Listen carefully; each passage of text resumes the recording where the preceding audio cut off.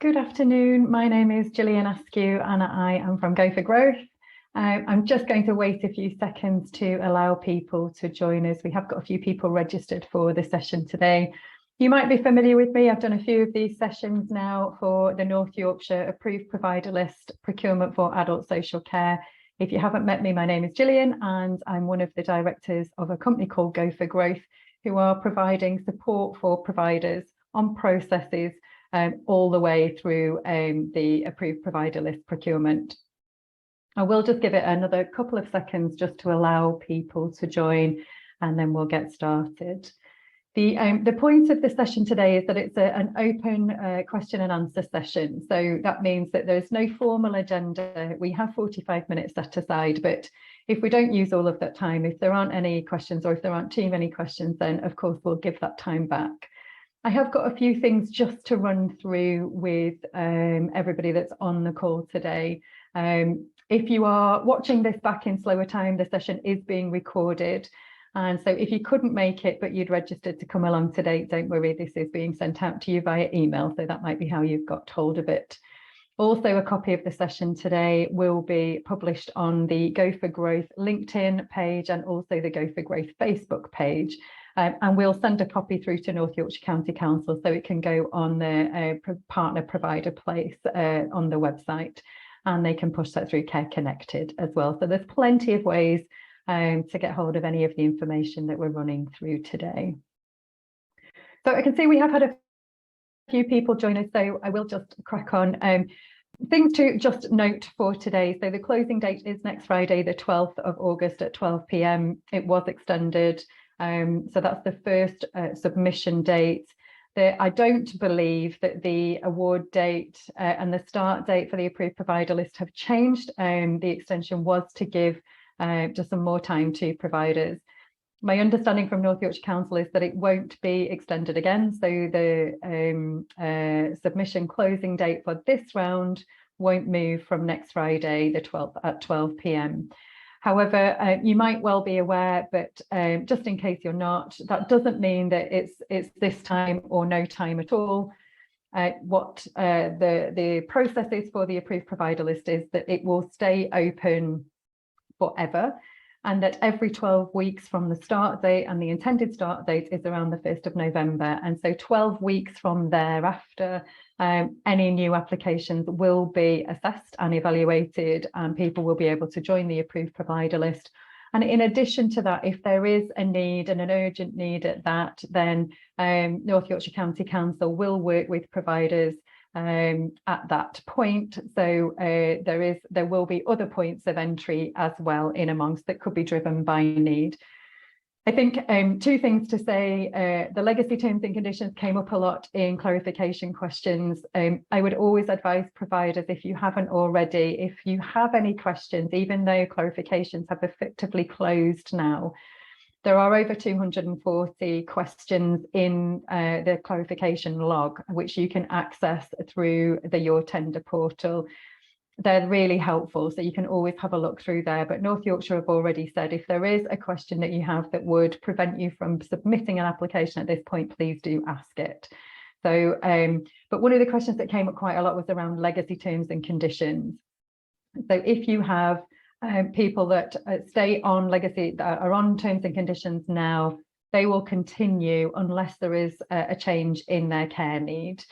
But any new clients or any new business would have to go through the approved provider list. So it is about any changes in care need, you would need to join the new approved provider list, or if it's new business, then that would also need to be done through the new approved provider list. The other update I really wanted to give today, and I'm just going to share my screen in a second, was around the quality questions, and just to give some guidance on how to interpret and break down the quality questions. So if I share my screen very quickly, what you should be able to see on screen now is, and if somebody could just pop a hand up and let me know that you can, what you should be able to see on screen now is the care plans. And so you can see those questions on the screen. So there's just 3 questions on there. They are, first question, sorry, is around care plans. So essentially what you're doing when you're answering any question in this procurement process, and actually it will stand you in good stead for any procurement process, is you are looking for the doing words in the questions. You're looking for the verbs effectively. And so what I've highlighted in yellow in these three questions is what I interpret the doing elements of the question is. So in care plans, for example, it says, how do you ensure that care plans are individually tailored? That's question 1. How are they person-centered? Part 2. And how do they meet the needs and outcomes of the person? Point 3. And then the question says, within your answer, please state how you ensure, point 1, that care plans are kept up to date, what measures you have in place to ensure people are involved in their care planning, that's point 2, and how you link with partners to ensure needs are met, point 3. So across that whole question, there are effectively 6 bits of information that the authority, I think, are looking for in your answer. So how you ensure care plans are individually tailored, person-centered, meet the needs and outcomes of the person, how they're kept up to date, the measures in place to ensure people are involved in their care planning, and how you link with partners to ensure needs are met. That's 6 points. And they've given that a weighting of 25%. So if you look at the rest of the weightings in all of the questions, that will give you an indication of how much importance the authority plays to that question. So in relation to the other 3 that are on, the other 2, sorry, that are on screen, it is the highest weighting, and you can also see that it's got the highest word count, so 600 words, no attachments allowed. What you're looking at is not waffling, don't say too much, don't use acronyms, really take whoever is evaluating this on a journey, making sure that you're answering those 6 points of the question with enough detail that is able to, anybody who evaluates it is able to really understand the journey that you're trying to take them on. It's likely if you answered all 6 of those points that you will be using the vast majority, if not all, of the word count. And just if you, when you've answered the question, if you're using bullet points, for example, or if you find that your answer is 100, 200 words, or even sort of 300-ish words, that's probably going to not necessarily allow the best possible scoring that you can get. Because you might not be in enough detail. So there is a balance between telling enough detail and obviously just using word count for the sake of it. But those are the 6 parts of that first question. And it's the same with the second. You can see involvement and information. The 3 bits I've highlighted in yellow are the doing elements of that question. So how do you seek feedback? That feedback, how is it about how the service might be improved? And what evidence can you give that that feedback is acted upon? And in that case, they've got a 15% weighting and 200 words. So what that's probably creating a context of, it's a bit less important, or they need less detail than the first question on care plans. But again, if you are answering those 3 core points in that question, you'll probably be using near or all of the 200 word count on there. It is a maximum word count. So if you go over that word count, it will simply be disregarded. So do keep an eye on the word count. But if you're answering it in enough detail, you'll probably be using most of it. And then just that third question is for information only. So that isn't scored. It doesn't have a weighting. But still, there are a couple of parts to that question, and they have given 100 words. So they are after some detail. And the couple of parts around that question is, how do the people that you support participate in the local community, and how do others get involved in your service? And again, using 100 words to define those 2 parts of the question, you'll probably use all of those 100 words or certainly close to it. Hopefully that is helpful. And as I say, not just for this particular procurement, but for any procurement or grant funding process or lottery funding process that you might go through. If you are breaking down the question, so you're really pulling out what the doing elements are, the verbs, if you like, from those processes, and answering those and ticking them off as you go almost, sometimes physically, which is what I do, then you are probably doing as well as you can to approach that question.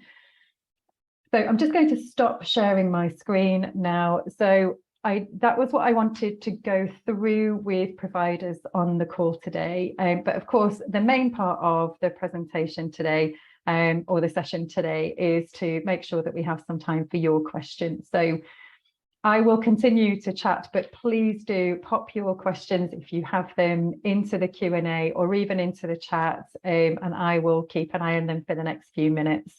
If you had come along to get that update that I've just given you, don't feel you need to ask any questions, but if there are any, please do put them into the chat now. What I will tell you whilst you might be thinking about or popping your questions into the chat or Q&A function is how you can get some support from Go for Growth if you need it. Not just now running up to the point of submission next Friday, but Go for Growth is supporting North Yorkshire County Council more broadly than just the approved provider list procurement. And of course, we are here for providers across all sectors and not just for a specific procurement process. So the support that we give is free of charge to all providers of all sizes in any sector, and it's free of charge forever. So if you feel like there is some support that you need either for this process or for any other, then please do feel free to get in touch with us. What I'll do is I'll pop in the chat mine and my colleagues' email addresses so you can get in touch with us. And also you can use our social media pages like LinkedIn and Facebook. Usually we are Go for Growth UK or Go for Growth _UK, and you can find us on Facebook, you can find us on LinkedIn, Twitter, you can find us on Instagram. You can also head to our website and I'll pop that in the chat and that will point you out to everywhere also. So I've popped my email address and my colleague Lauren's in the chat function.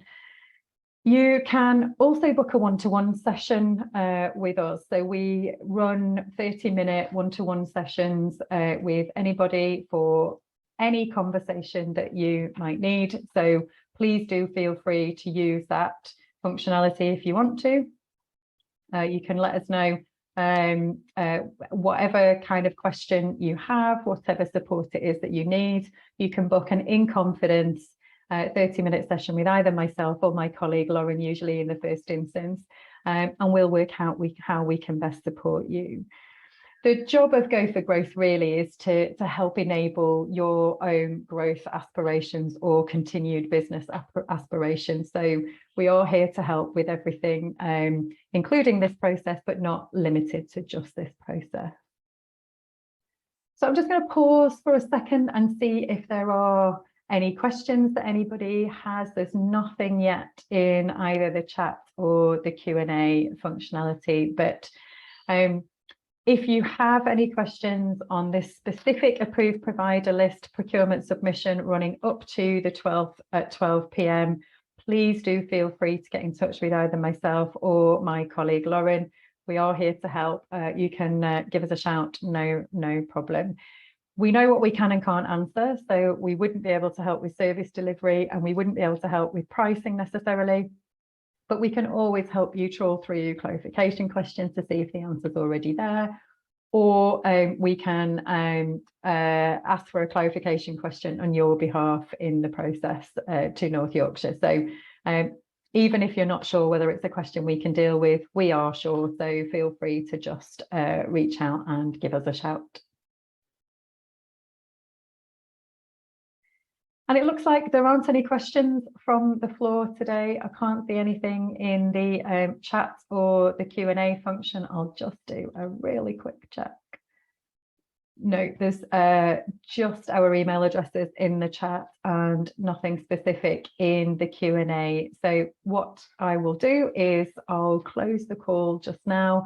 If you are on the call and you have got a burning question and either I've skipped through too quickly and you haven't had a chance to ask it, or if you would rather ask it a different way, those email addresses, just give us a shout and we'll sort it out for you.